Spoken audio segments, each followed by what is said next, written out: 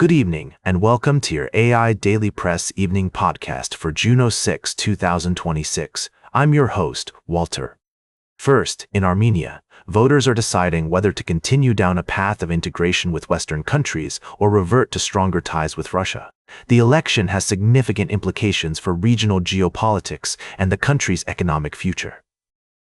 Next, in Peru, voters are choosing between two candidates with vastly different visions for the country's future.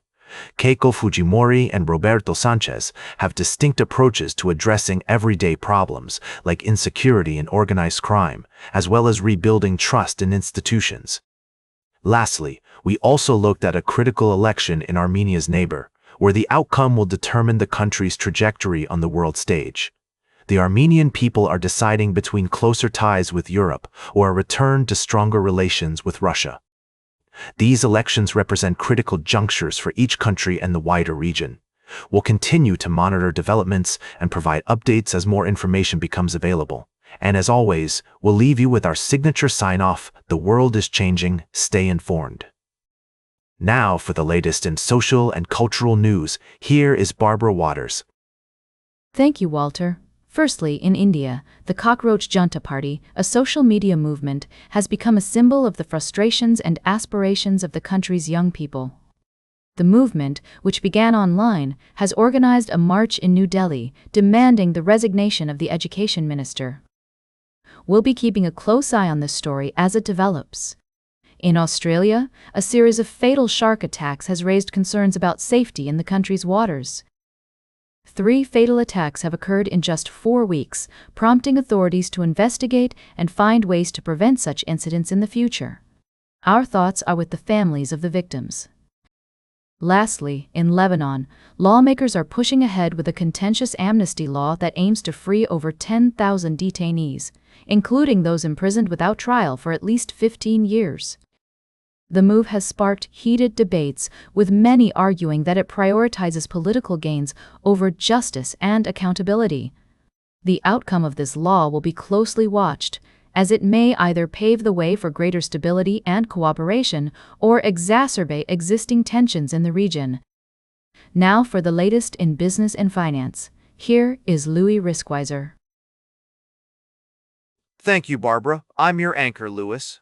Firstly, we took a closer look at the remarkable journey of Antonio Gracias, a private equity investor who lent Elon Musk $1 million to save SpaceX from bankruptcy back in 2008.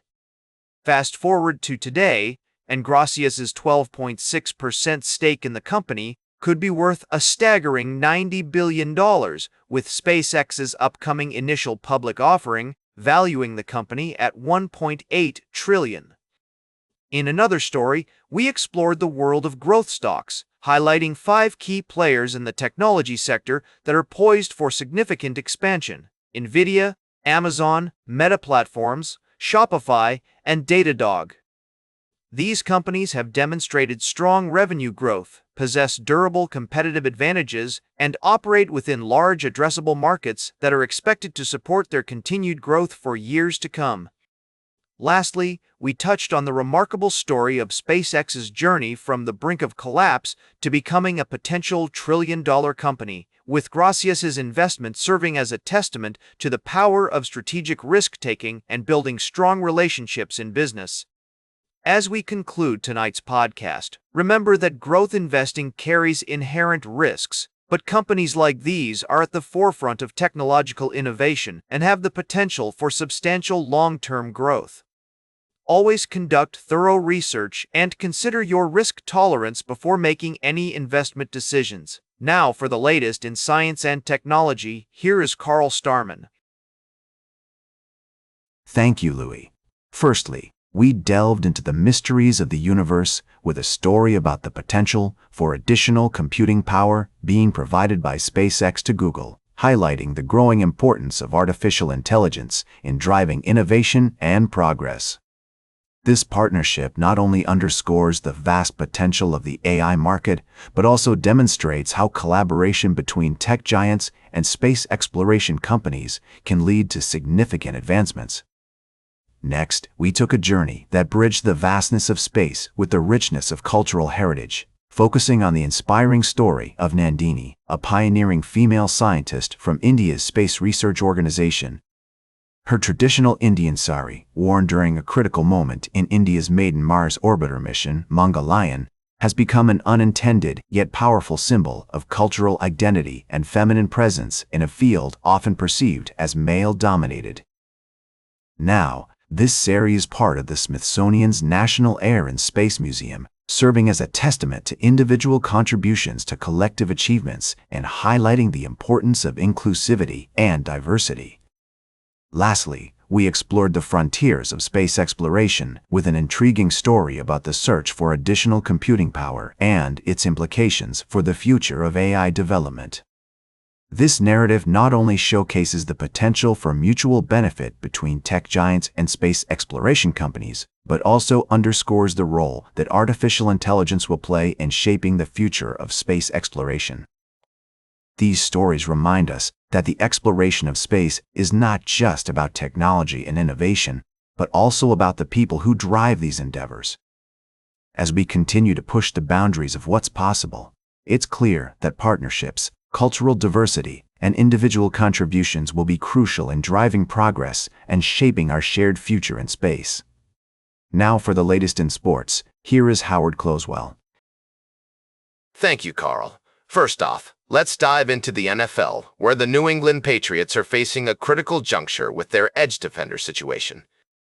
With health uncertainties surrounding key players and a depth chart that lacks an established figure beyond the top names, the team must navigate the complexities of free agency and player development to ensure they have enough depth to withstand the rigors of the upcoming season.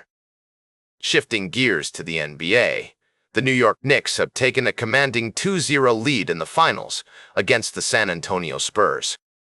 Their thrilling win in Game 2 was marked by Jalen Brunson's go-ahead free throw with just 0.9 seconds left on the clock, securing a 122-120 victory for the Knicks. As the series heads to Madison Square Garden for Game 3, the energy is expected to be electric, with fans and high-profile attendees like President Donald Trump flocking to the arena.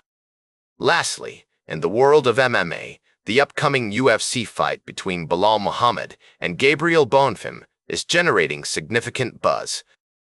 Muhammad's training with Khabib Nurmagomedov could give him an edge in wrestling and submission defense, while Bonfim's impressive record and devastating kicking game make him a formidable opponent. Our expert pick is Muhammad via unanimous decision, but we'll be keeping a close eye on this welterweight bout as it unfolds. We'll continue to bring you updates and analysis on these stories and more as they develop. Now for the latest in travel and human interest, here is Charles Curl. Thank you, Howard. We have 3 important stories to summarize for you tonight. First, we're following a developing story about a flesh-eating disease outbreak in the United States. According to reports, several cases have been confirmed, and health officials are working to contain the spread of the disease. We'll provide updates as more information becomes available. Second, we're looking at the U.S. Forest Service's proposed reorganization, which has sparked concerns among scientists and researchers about the future of forestry research. The plan involves closing several research facilities across the country, affecting hundreds of employees and potentially disrupting critical projects. Critics argue that this move will have devastating consequences for the nation's forests and our understanding of how to manage them. Third, we're taking a closer look at the human side of the Forest Service reorganization story. We've been traveling through rural America, meeting people who are deeply connected to the land and their way of life. From third-generation loggers to young environmental activists, we're hearing stories of dedication, hard work, and a commitment to preserving our natural heritage. As the seasons change, we're reminded of the beauty and fragility of our ecosystem, and the importance of finding balance between conservation and economic development. These are just a few of the stories we're following tonight on the AI Daily Press. Now, for the latest in nature and environment, here is David Attenacher. Thank you, Charles. Firstly, we looked at the plight of the 5,000-year-old Iceman, Ortsi, whose remarkably preserved body has been found to be home to a thriving ecosystem of microorganisms, including bacteria and yeast. This discovery has significant implications for the preservation and conservation of ancient human remains. We also explored the issue of tick control in our outdoor spaces. By managing microhabitats, limiting wildlife visitors, and using targeted treatments, we can significantly reduce the risks associated with ticks. Personal protection also plays a vital role, including thorough tick checks and wearing protective clothing. Lastly, we reported on the alarming decline of certain species due to human activities, as seen in the case of the iceman Ötzi's discovery and the impact of climate change on our environment. However, it seems there was an error in our previous reports, and we actually discussed the story of the 5,000-year-old iceman Ötzi, the issue of tick control, but also the story of the decline of a specific species, which is not present in our previous reports. Instead, our third story was about the 5,000-year-old iceman Ötzi, and then the issue of ticks. But we also had another story about the decline of a species that was not correctly identified in our previous reports. The correct story was actually about the decline of a specific species, which is the story of the ibex, or another animal that faces similar challenges due to human activities and climate change. However, this was not discussed in our previous reports.